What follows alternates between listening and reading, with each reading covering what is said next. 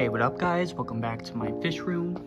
If you guys are new to the channel, please subscribe and hit that like button.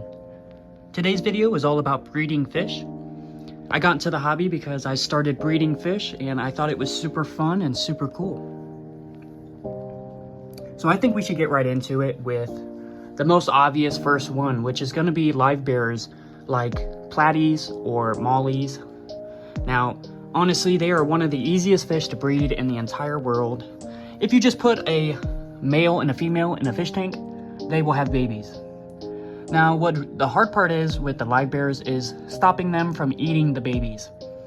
So the big thing with a Livebear I like to do is remove the mother and dad from the tank after they lay babies.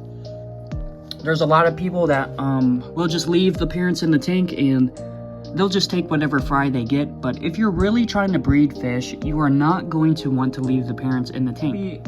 Like egg layers or danios, barbs, anything like that. So right here, this is my current breeding project. These are just blue danios. They're kind of like a regular danio, a regular tiger danio, but they're blue. So this is my latest breeding project. If you don't know, danios and barbs, like cherry barbs or anything like that, they're usually egg layers, which just means they're going to drop eggs down into the gravel and the eggs will hatch in a week or so, maybe a couple days. It depends on what type of fish you have. But for example, a lot of people like egg layers because you can put a bunch of them in one tank and then take them all out and move them into the tank over here. And then in a couple days, this tank will have a whole bunch of babies inside of it.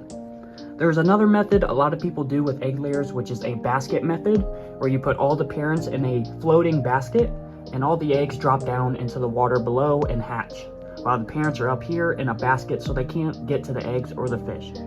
There's a whole bunch of videos on YouTube that go way more in depth. I don't have much knowledge on breeding betta fish, but I've seen so many videos that it's super easy and it's definitely worth a try because these fish are really cheap and you can keep them in a small aquarium. So it's something to think about. Definitely check out breeding betta fish. It is something super cool and there's a whole bunch of videos on YouTube on it. I'm going to be talking about African cichlids in specific. So African cichlids like the yellow cichlid or the bumblebee, there's a whole bunch of different African cichlids. And what an African cichlid does is they will hold live babies or the eggs in their mouth.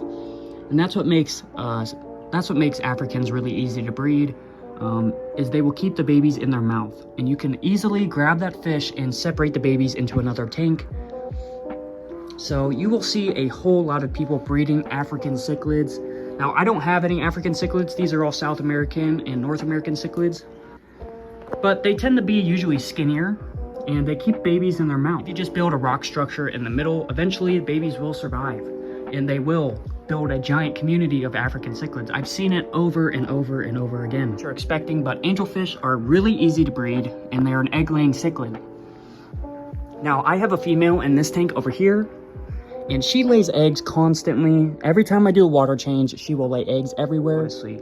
So an angelfish is going to lay eggs on a flat surface like the glass, or you can put something tall in the tank like a tall object, and they will usually lay right on that like a heater or something. This heater right here, they would absolutely lay eggs all over that.